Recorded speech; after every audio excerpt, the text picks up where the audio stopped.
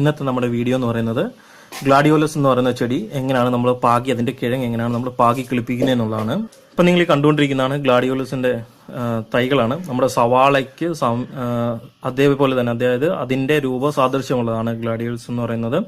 ഇപ്പം നമ്മളിത് ഓൺലൈൻ വാങ്ങിക്കുമ്പോൾ ശ്രദ്ധിക്കേണ്ട കാര്യം എന്ന് വെച്ചാൽ ഇതും സവാളയുടെ കിഴങ്ങും ഒരേ രൂപത്തിലായതിനാൽ അതൊന്ന് ചിലപ്പം നമുക്ക് പണി കിട്ടാനുള്ള സാധ്യതയുണ്ട്. എന്നിരുന്നാലും നമുക്കത് കണ്ടുപിടിക്കാൻ പറ്റും. ഇതുണ്ടല്ലേ, അതിൻ്റെ ചുവടെന്ന് പറയുന്നത് ഈ ഷേപ്പിലായിരിക്കും. അതുമല്ല ഇത് കട്ട് ചെയ്ത് നോക്കുകയാണെങ്കിൽ നമുക്ക് ഇതിൻ്റെ അകത്ത് മഞ്ഞൾ പോലെ മഞ്ഞ കളറിൽ അല്ലെങ്കിൽ കുറച്ച് സോളിഡ് ആയിട്ടുള്ള മാംസളമാണ് ഇതിൻ്റെ അകത്തുള്ളത്. സവാളയ്ക്ക് പക്ഷെ നമുക്കിങ്ങനെ ഉതിർത്തെടുക്കാൻ പറ്റുന്ന രീതിയിലുള്ളതായതുകൊണ്ട് ഇത് തമ്മിലാണ് വ്യത്യാസം കണ്ടുപിടിക്കാൻ പറ്റുന്നത്. അപ്പം ഇത് നമുക്ക് നടാവുന്നതാണ്. അപ്പം ഇത് പുറത്തെ ഇതൊന്നും നമുക്ക് ക്ലീൻ ചെയ്യേണ്ട ആവശ്യമില്ല, നമുക്ക് ഡയറക്റ്റായിട്ട് നട്ട് കിളിപ്പിച്ചെടുക്കാവുന്നതാണ്. ഇതാണെങ്കിൽ നമുക്ക് ധാരാളം വെറൈറ്റി കളേഴ്സിൽ ഇന്ന് ലഭ്യമാണ്.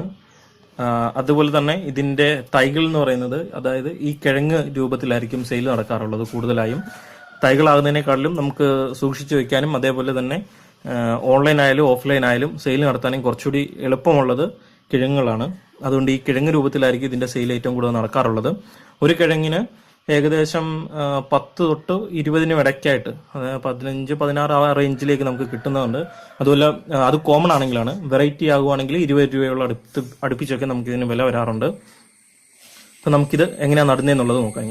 നമ്മളിപ്പം ഇത് പാകി കിളിപ്പിക്കുന്നത് നമുക്ക് 2-3 ടൈപ്പിൽ ചെയ്യാം. അതായത് ഗ്രോ ബാഗിലോ പരന്ന ചട്ടിയിലോ നമുക്ക് ഇതേപോലെ മണൽ മാത്രം നിറച്ചും വെച്ച് നമുക്ക് പാകി കിളിപ്പിക്കാം. അതേപോലെ തന്നെ മണ്ണും ചകിരിച്ചോറും കൂടി മിക്സ് ചെയ്ത് കമ്പോസ്റ്റൊക്കെ മിക്സ് ചെയ്ത് വെച്ച് വേണമെങ്കിൽ നമുക്ക് പാകി കിളിപ്പിക്കാം. എന്നിരുന്നാലും നമ്മുടെ എക്സ്പീരിയൻസ് അനുസരിച്ചിട്ട് വെറും മണലിൽ പാകി കിളിപ്പിക്കുന്നതാണ് കുറച്ചുകൂടി സ്ട്രോങ് ആയിട്ടുള്ളതും ബെറ്റർ ആയിട്ടുള്ളതും കാണുന്നത്.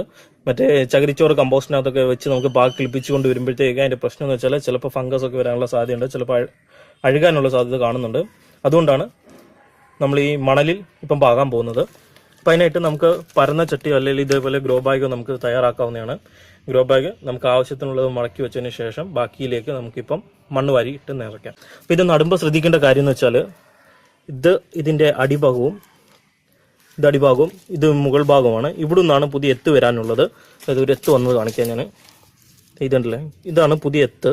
അപ്പം ഇതേ രീതിയിൽ വേണം നമ്മൾ കുഴിച്ചു വയ്ക്കാനുള്ളത്. അതായത് ഈ ഭാഗം താഴ്വശവും ഇത് മേളിലും ഇരിക്കുന്ന രീതിയിൽ വേണം കുഴിച്ചു വയ്ക്കാനുള്ളത്. അങ്ങനെ ചെയ്യുമ്പോൾ നമുക്ക് ഇതിൻ്റെ തൊലിയൊന്നും ക്ലീൻ ചെയ്യേണ്ട ആവശ്യമില്ല. ഒത്തിരി അഴുക്കായിട്ടിരിക്കുന്നതാണെങ്കിൽ മാത്രം ക്ലീൻ ചെയ്താൽ മതി. നമ്മളിപ്പോൾ ഒന്നും ചെയ്യാതെ തന്നെയാണ് ചെയ്യാൻ പോകുന്നത്. അപ്പോൾ ഈ രീതിയിൽ നമ്മൾ പാകി കിളിപ്പിക്കുന്നിടത്ത് വെക്കാൻ ശ്രദ്ധിക്കുക. ഇപ്പോൾ 5 വീതം 2 ഗ്രോ ബാഗിലേക്ക് നമ്മൾ പാകിയിട്ടുണ്ട്. എന്നിട്ട് അതിൻ്റെ മേളിൽ കുറച്ച് മണ്ണിട്ട്, ഒത്തിരി മണ്ണിടാതെ അത്യാവശ്യത്തിന് മണ്ണിട്ട് നമ്മൾ അതൊന്ന് ലെവൽ ചെയ്യുന്നതാണ്.